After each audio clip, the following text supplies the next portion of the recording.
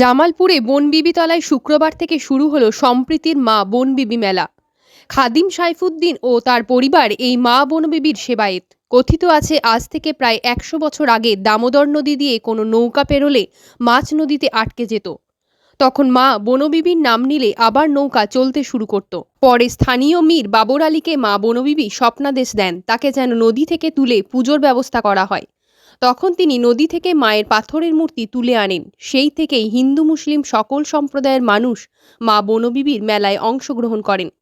এই বছর এই মেলা ৭৫ বছরে পড়ল। এই মেলার উদ্বোধন করেন জামালপুর ব্লক তৃণমূল কংগ্রেসের সভাপতি তথা পঞ্চায়েত সমিতির পূর্ত কর্মাধ্যক্ষ মেহমুদ খান। আরও ছিলেন পঞ্চায়েত সমিতির সভাপতি পূর্ণিমা মালিক, জামালপুর পঞ্চায়েতের প্রধান ডলি নন্দী, উপপ্রধান শাহাবুদ্দিন মণ্ডল, আলিম শেখ, বনবিবিতলা হাই স্কুলের প্রধান শিক্ষক শ্যামল কুমার রায়, মীর সাইফুদ্দিন সহ অন্যান্যরা।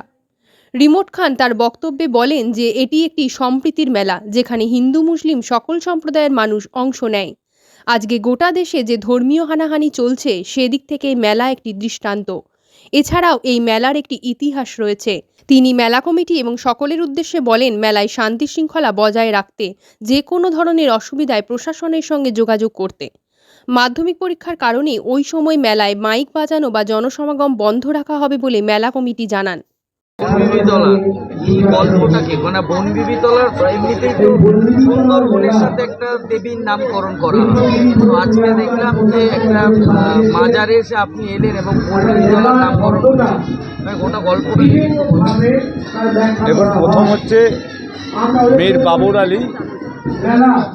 উনি স্বপ্ন দেখার পর এই মা বনবিবির স্বপ্ন দেখার পর উনি এখানে প্রতিষ্ঠিত করেন।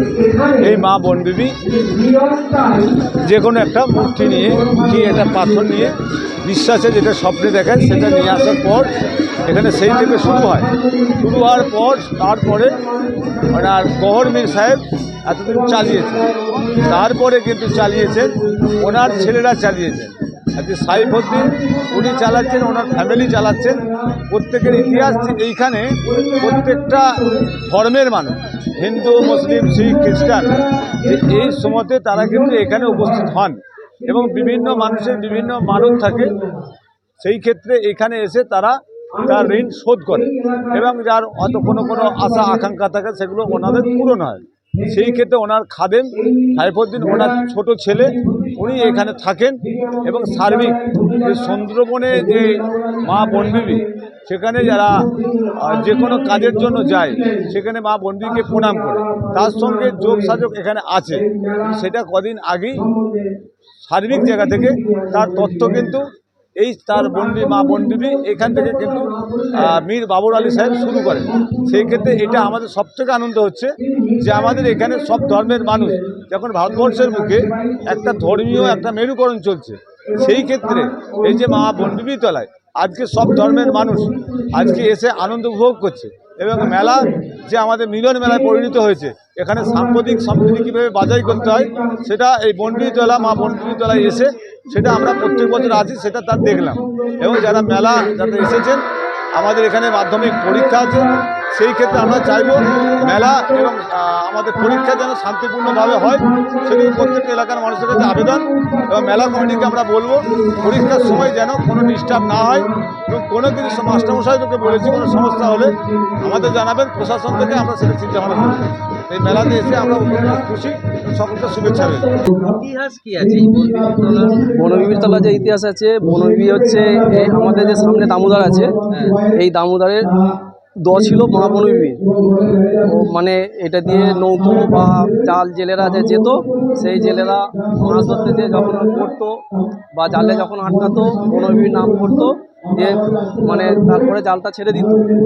তারপরে আবার তারপরের দিন বাতাসা সিন্নি বা কিছু পীরের নামে বা ঠাকুরের নামে যে যেমন ব্যক্তি সেইভাবে তাকে মানে সান্ত্বনা করত। দিয়ে পরে দাদুকে স্বপ্ন দেখায় বহুদিন পর, স্বপ্ন দেখানোর পর দাদুকে বারবার স্বপ্ন দেখায় যে আমাকে নিয়ে চলো এখান থেকে।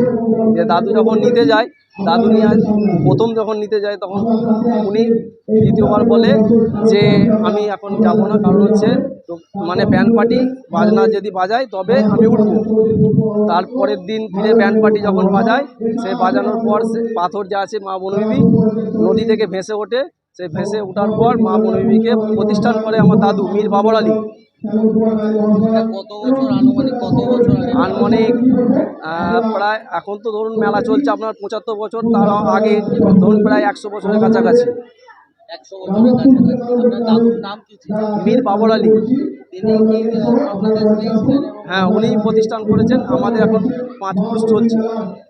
আর এই একটা সম্প্রীতির বার্তা, যে এখানে একটা তো সম্প্রীতির বার্তাও দেওয়া হ্যাঁ। হচ্ছে যে হিন্দু মুসলমান উভয়ই হ্যাঁ। এখানে, কি বলবেন এখানে কোনো ভেদাভেদ নেই আপনার। হ্যাঁ, হিন্দু মুসলিম কোনো ভেদাভেদ, জাত ভেদাভেদ নেই আপনার। সমস্ত মানুষ এক এখানে একত্র মিলন হয়। হ্যাঁ, সেই মিলনে সবাই আনন্দ পায় বা কেউ কোনোদিন এ বিষয় নিয়ে আলোচনা করেনি। হ্যাঁ, সুন্দরবনে আছে। যেমন ধরুন এখানে আপনার পাশে যে আমাদের ইয়ে ছিল, যেটা হচ্ছে সেলিমাবাদ বলে, ওইখানে আগে সুন্দরবনে যে বাঘ থাকতো, হ্যাঁ, ওইখানে বাঘ মানে নদীর ইপার কোনোদিন আসতো না, কারণ হচ্ছে এখানে বনবিবি থাকতো বলে সেই হিসেবে বাঘ কোনোদিন নদী ইপার হয়নি। এখানে মা বনবিবি বলা হচ্ছে, অথচ আমরা দেখলাম চাদর চন্দ্র, এইটাই কি আপনারা মানে একটা নামটা হচ্ছে হিন্দু একটা দেবীর নাম, আর আচার আচরণটা হচ্ছে ইসলামীয় রীতি, এটাই কি তাহলে সম্প্রীতির বার্তা বলবেন আপনারা? হ্যাঁ,